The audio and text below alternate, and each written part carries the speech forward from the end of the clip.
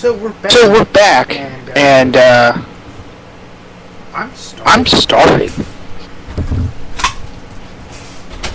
You know, I got my haircut today, and whenever I get my haircut, I travel past a certain establishment. You scream, I scream, we all scream for ice cream! Jacob's buying because segment 3 is completely mixed tonight. We're going through the Dairy Queen drive-thru. Dairy Queen drive-thru. Your dog has been comedically timed the entire night. Dog likes Dairy Queen. Matt Jester, read the ratings. And the ratings for Impact. Thursday night's TNA Impact did a .85 or a .9 household rating. That's up 2% from last week's 0.83 rating. Now, SmackDown, the Friday, April 25th edition of WWE SmackDown, scored a final 1.77 or 1.8 cable rating according to Nielsen Media Research. The 1.77 final draw marks a decrease compared to the 1.96 rating of the show drew the previous week. Friday's SmackDown averaged 2.67 million viewers, which was also a decrease compared to the average of 2.757 million viewers who tuned into the show the week prior. And finally, last night's edition of WWE Monday Night Raw drew a final 3.25 or 3.3 cable rating, up from last week's 2.97 or 3 cable rating. I'd like to also mention that so many as that dog has barked, my cat is now cowering in my lap. She's, there's nothing there. She's just barking for no reason. Shut up, Fiona. She's just contributing to the show. It's so cute. Just so for those people who don't understand why we read off the ratings every week, I'm going to give you a small little blip here. Television ratings are the output or the immediate results from a television show. We can tell how successful a promotion is being in the long term by watching our television ratings. For example, TNA has been getting under a 1.0 as of late, which is around where their success mark is. Raw's success mark is over a 3.0, and up to a 4.0 if we're really, really pushing it. And SmackDown is somewhere hovering around that 1.7 to 2.0 range. If you feel those numbers are going over, that means that WWE is increasing its viewers and holding people's attention. This is why we read the ratings every week. So, with that explanation out of the way, let's get with the birthdays. And Yankum's dog, please read the birthdays. Woo, woo, read the birthdays. She's a dog. I mean, she's adorable because she's a puppy, but she can't read because she's a dog. But I'm sure she's smarter than you. But nevertheless, we'll have you read the ratings or the happy birthdays. Read the birthdays. Hold on. Give me just a second. I am still AFK. I don't know if you noticed, because, you know... Do you need me to do this? You need me to take care of this? Oh, Jesus. Where's the format, even? It's right there. Gunner, you take this. This is a comedy of errors. Oh, there it is. Oh, there it is.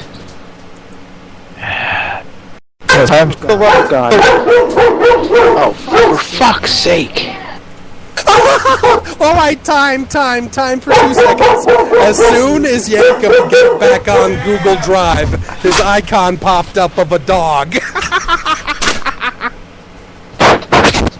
I love this show. Hold on, guys. We're live on the air.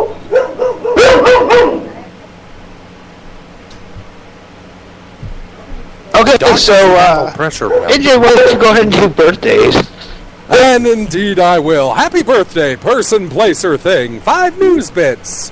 On the 30th, Sean Davari has a birthday. Then going to May 1st, the five-time WCW champion Booker T, plus the Human Tornado and David Taylor.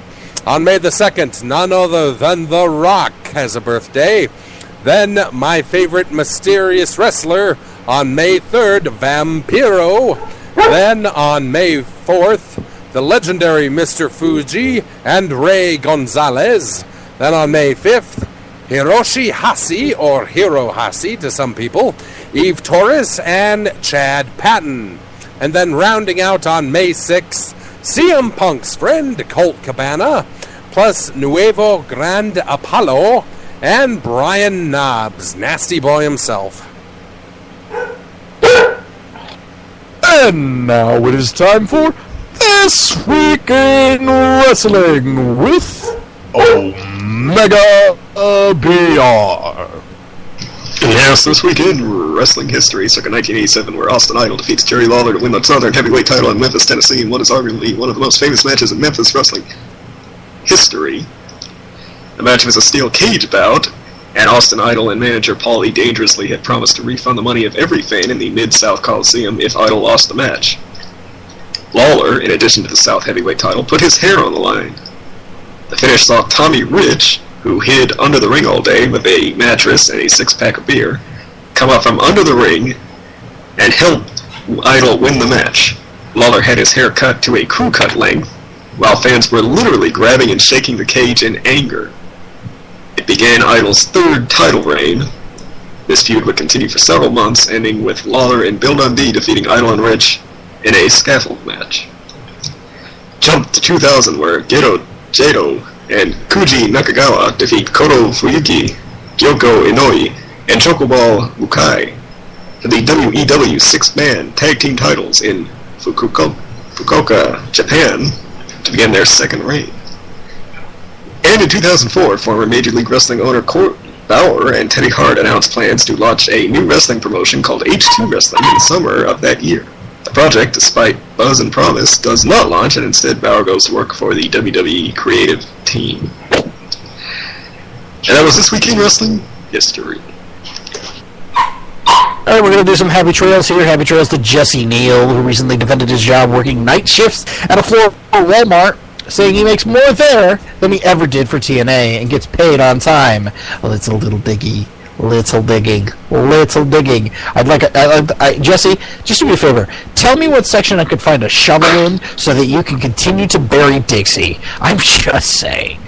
Happy trails to Jake Roberts and his fucking cancer. Who tweeted that he's now cancer-free. Kick-ass Jake Roberts. Have an amazing year. And the dogs are loving it. What should we watch this week in wrestling? Matt Jester. Well, as you could probably tell by my intro of this show, I loved one particular segment that had really very little to do with wrestling.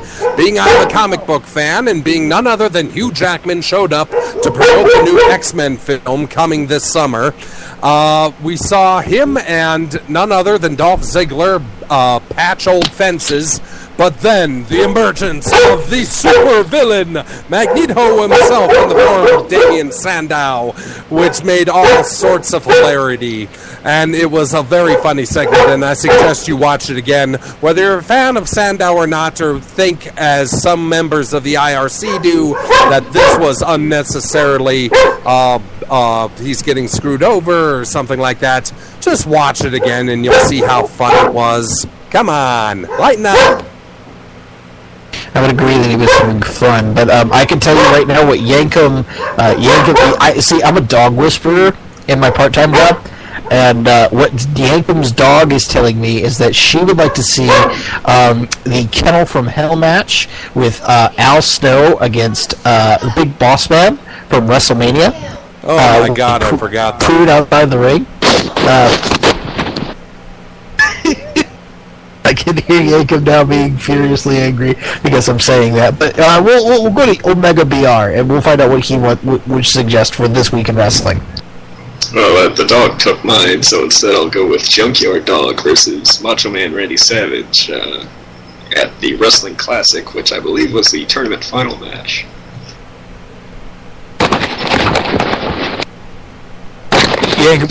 Yankum, are you there?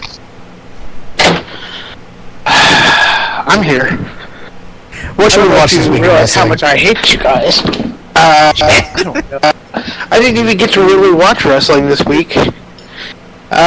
So how about that title defense, that Divas title defense that we saw on Raw, with Paige bidding against Rhea?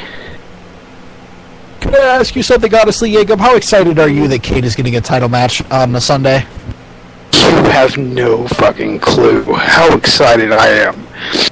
He's very excited, even though he probably won't win. But you admit it, we all wanted to see Brie Bella get dragged to hell by Kane.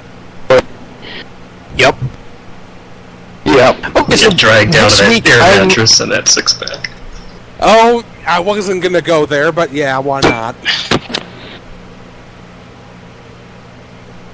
This week I'm going to suggest from 2004 the JBL versus Eddie Guerrero bull rope match, because I saw that recently on YouTube and it's a classic, and I love that era of SmackDown. And to think that's 10 years old is amazing to me. So with that being said, ladies and gentlemen, that is it for this week. Thank you very much for listening. You can always check us out on smarksnark.com. You can find all of our podcasts there. Also, that will direct you straight to our Spreaker page, which has a bunch of our podcasts.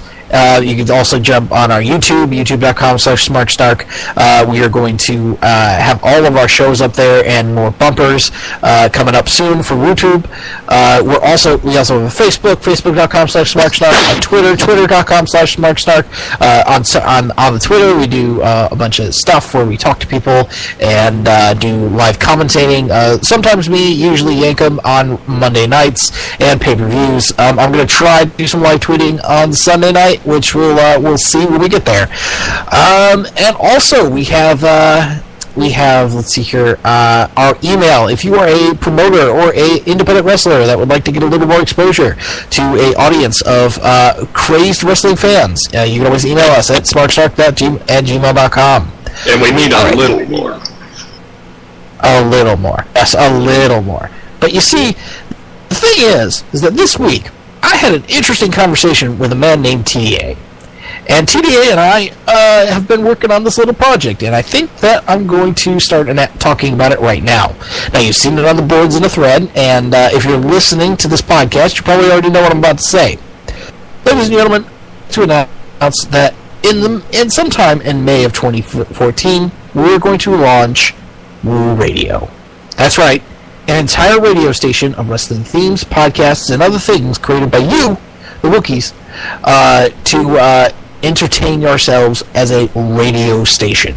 Now, this will be an audio-only Tima.tv station, and we're also looking to acquire an IceCast station, so you can listen to this pretty much anywhere that you have a Wi-Fi connection.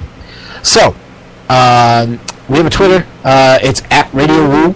And tomorrow night, for those of you who are downloading this in a timely fashion, we're going to be we're Radio Woo on Twitter, and then we're Woo Radio on Tima. So I'm pretty sure I registered Woo Radio. And you have WooRadio.com. Yeah. No, I mean the Twitter. I'm pretty sure I registered.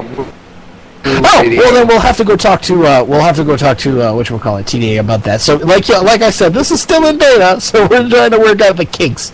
So if you have ever wanted to make a podcast, or if you wanted to be a guest on a radio show, or if you wanted to produce some sort of content for us, like a bumper or something like that, or some artwork, or even you wanted to lend us some server space so that we can broadcast this radio station, please contact myself or TDA on IRC or Twitter, and we'll let you know what's going on with that. Tomorrow night, if for those of you who are listening in a timely fashion, tomorrow night, Wednesday night, April 30th, at 8 p.m. on TeamSpeak, we will be having a meeting about shows and things that you can contribute to Woo Radio. So if you're interested in that, come join us, or come contact myself, or TDA, or Swerface, or Yankum, and we'll be able to hook you up. Thank you, everybody, for listening. I'd like you to take care and spike your hair. Woo You know it. And for me, Gus the Cat, I would like to say one more thing. Damien Sandow's career, welcome to die.